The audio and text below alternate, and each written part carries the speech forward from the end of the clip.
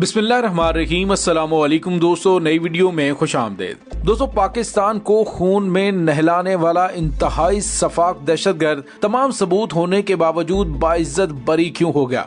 इसे पाकिस्तान की नाकामी कहें या फिर मगरबी दुनिया की जानिब से पाकिस्तान को पैगाम दिया गया है। तमाम तर नाकाबिले तरदीद सबूत और गवाह होने के बावजूद अल्ताफ हुसैन को बरतानिया की अदालत ने क्यों बाइज्जत बरी कर दिया? वीडियो की तफसील में जाने से पहले आप देख रहे हैं हकीकत की दुनिया डॉक्टर अली के साथ। हमारा चैनल सब्सक्राइब करके घंटी के निशान को दबाना मत भूलिएगा। इस वीडियो को ज्यादा से ज्यादा फेसबुक, व्हाट्सएप और सोशल मीडिया पर शेयर जरूर करें। शेयर और लाइक करने के साथ साथ कमेंट बॉक्स में पाक फौज जिंदाबाद, पाकिस्तान पाइंदाबाद और पाकिस्तान के गुमनाम हीरोज को सलाम का नारा कमेंट जरूर कीजिएगा। दोस्तों, पाकिस्तान में रोशनियों के शहर को खून में नहलाने वाला इंतहाई सफाक दहशतगर्द, जिसकी तंजीम ने मार धाड़ और तशद्दुद के नए रिकॉर्ड बनाए और एक वक्त वो था कि MQM की सफ़े अव्वल और दो की क़यादत ने बदनवानी, भत्ता खोरी, चाइना कटिंग के जरिए अरबों रुपए कमाए। ये नाम कराची में खौफ की अलामत बना रहा और MQM का सबसे बड़ा हथियार खौफ था। यहाँ तक कि MQM का रुकन खुद को हिंदी फिल्मों में गैंगस्टर से मंसूब इस्तिलाह भाई लोग के नाम से मुखालिफिन में खुद को मुतारफ करवाने में खुशी महसूस करते थे। दोस्तों, अगर देखा जाए तो इस सफाक कातिल ने कराची में तालीमी, तिब्बी और तहजीबी कत्लेआम किया और जिस तरह के बाद में शवाहिद सामने आए उससे साफ पता चलता है कि इनको भारतीय फंडिंग दी जा रही थी और ये भारतीय फंडिंग पर पाकिस्तान के अंदर दहशत गर्दाना कार्रवाइयां और खौफ फैलाने में लगे हुए थे। दोस्तों, ये तमाम नाकाबिले तरदीद सबूत सामने आ जाने के बावजूद और बरतानिया में बैठकर पाकिस्तान के खिलाफ नफरत अंगेज तकरीर करने वाले अल्ताफ हुसैन के खिलाफ मुकदमा दर्ज करवाया गया और उसके बाद बरतानवी अदालत में उसके खिलाफ केस किया गया। लेकिन दोस्तों, लंदन की किंगस्टन क्राउन कोर्ट, जो कि MQM के बानी अल्ताफ हुसैन के लोगों को तशद्दुद पर उकसाने के मुकदमे की समाअत कर रही थी, उसने गुज़िश्ता रोज अल्ताफ हुसैन को बाइज्जत बरी करने का ऐलान किया है। जी हाँ दोस्तों, बरतानवी अदालत ने कहा है कि मुत्तहिदा के बानी पर दहशतगर्दी पर उकसाने का जुर्म साबित नहीं हो सका। हालांकि वो तकरीर जो निजी TV चैनल पर उसने की थी उसकी मुकम्मल तफसीलात सामने है। पता नहीं बरतानवी अदालत को क्या चाहिए था। दोस्तों, याद रहे कि मुत्तहिदा के बानी ने तकरीर में कारकुनों को निजी चैनल पर हमला करने का कहा था और तकरीर के बाद कारकुनों ने निजी चैनल के दफ्तर पर धावा बोलकर तोड़फोड़ की थी। क्राउन प्रोसिक्यूशन सर्विस ने बानी मुत्तहिदा के खिलाफ टेररिज्म एक्ट 2006 की शिक नंबर 1 के पैराग्राफ 2 के तहत मुकदमा दर्ज किया था और उसके खिलाफ 31 जनवरी को किंगस्टन क्राउन की कोर्ट में कार्रवाई शुरू हुई थी। दोस्तों, याद है कि इससे पहले अल्ताफ हुसैन ने जिस्मानी और ज़हनी सेहत के तहत मुकदमा खत्म करने की दरखास्त की थी, जिसे मुस्तरद कर दिया था, लेकिन अब उसे बाइज्जत बरी कर दिया गया है। दोस्तों, यहाँ पे आपको ये बताते चलें कि अल्ताफ हुसैन ने 22 अगस्त 2016 की शाम को 1 घंटा 40 मिनट तक तकरीर की थी, जिसमें पाकिस्तान मुखालिफ नारे लगवाए थे। उसके हामियों ने भी अल्ताफ हुसैन की पैरवी करते हुए पाकिस्तान मुखालिफ नारेबाजी की थी। अल्ताफ हुसैन पर मुकदमा दर्ज इसलिए करवाया गया था कि वो बरतानिया के महफूज माहौल में बैठकर पाकिस्तान में अपने कारिंदों को ऐसे इकदाम की हिदायत दे रहा था जो बरतानवी कवानीन के तहत दहशत गर्दी की तरकीब है। अल्ताफ हुसैन के वकील ने ज्यूरी को बताया कि मेरा मुवक्किल दहशत गर्दी और उसकी 22 अगस्त 2016 की तकरीर मायूसी के शिकार शख्स की बेरब्त बातों के तौर पे देखा जाए। और इसके साथ ही ये भी कहा गया कि अल्ताफ हुसैन ने जब वो तकरीर की तो उस वक्त जहनी दबाव में थे। तो दोस्तों, यहाँ पे आपको ये बताते चलें कि अल्ताफ हुसैन का बरतानवी अदालत से बाइज्जत तौर पर बरी हो जाना कोई अचंभे की बात नहीं है, क्योंकि आपको अच्छी तरह से अंदाजा है कि अल्ताफ हुसैन की पुष्पनाही कौन कर रहा था और भारतीय मीडिया पर पाकिस्तान मुखालिफ बयानात दिए और पाकिस्तान को बुरा भला कहा।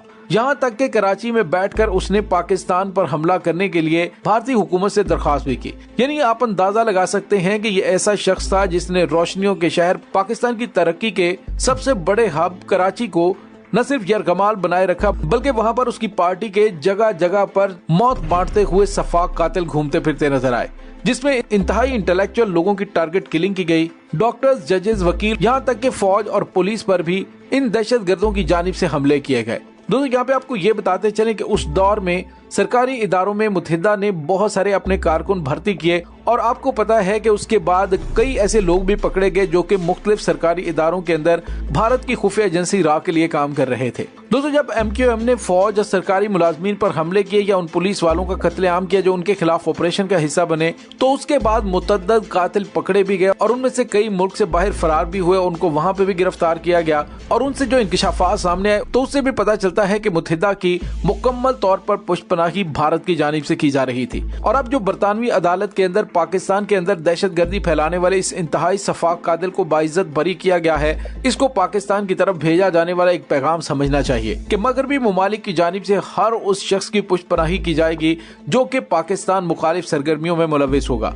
आपने TTP की दहशतगर्द तंजीम का वो लेटर तो जरूर देखा होगा जिसके बारे में मैंने आपको बताया था कि उसमें उन्होंने कहा कि हम सिर्फ और सिर्फ पाकिस्तान मुखालिफ हैं, हम खित्ते के किसी दूसरे मुल्क के खिलाफ नहीं हैं। अमेरिका भी सुन ले और दीगर ममालिक भी सुन ले कि हम सिर्फ पाकिस्तान को डिस्टेबलाइज करना चाहते हैं, लिहाजा इस वजह से हमारी मदद की जाए कि हम पाकिस्तान मुखालिफ हैं। तो जो भी पाकिस्तान मुखालिफ होगा, पाकिस्तान का अजली दुश्मन भारत उसकी मदद करेगा। और पाकिस्तान में बसने वाले पाकिस्तान दुश्मनों को पैगाम दिया गया है कि जो भी पाकिस्तान मुखालिफ होगा उसको यूरोप में भी तहफ़्फ़ुज़ मिलेगा और दीगर ममालिक में भी उनको कुछ भी नहीं कहा जाएगा। दोस्तों, इसे हम अपने खारजा महाज की एक बड़ी नाकामी के तौर पर भी देख सकते हैं कि पाकिस्तान की जानिब से तमाम तर सबूत मुहैया किए जाने के बावजूद पाकिस्तान के इंतहाई मतलूब दहशतगर्द को पाकिस्तान के ना तो हवाले किया जा रहा है और ना ही उसके खिलाफ अदालतों के अंदर फैसला सुनाया गया है। तो दोस्तों, इससे आप अंदाजा लगा सकते हैं कि मगरबी ममालिक का असल चेहरा क्या है। अपने ममालिक के खिलाफ की जाने वाली कार्रवाई में अगर किसी के साथ कोई टेलीफोनिक राबते पर भी होता है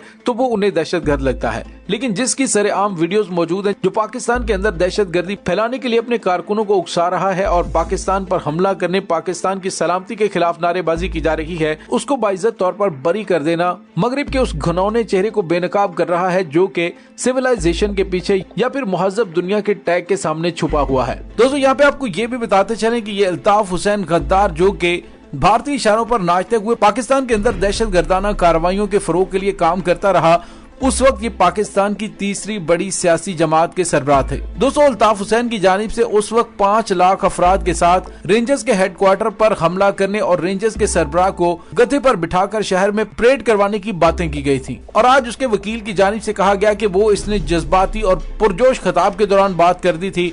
हकीकत में ऐसा कुछ भी नहीं था। दोस्तों, हकीकत यह है कि इस सफाक तरीन दहशतगर्द जिसने कराची के अंदर पाकिस्तान के इंतहाई बेहतरीन दिमागों को अब्दी नींद सुलाने के लिए अपने घनौने अजाइम को पाए तकमील तक पहुंचाया, जिसमें मजहबी लिसानी ग्रोहों को तकसीम करने की कोशिश की, इसको करार वाकई सजा मिलनी चाहिए और हुकूमत पाकिस्तान को इसे पाकिस्तान लाकर निशाने इबरत बनाना चाहिए।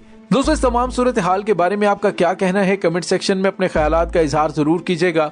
इसके साथ ही डॉक्टर अली को इजाजत दीजिए। इंशाल्लाह बहुत जल्द मिलते हैं एक नई वीडियो में। तब तक के लिए अपना बहुत सारा ख्याल रखिएगा।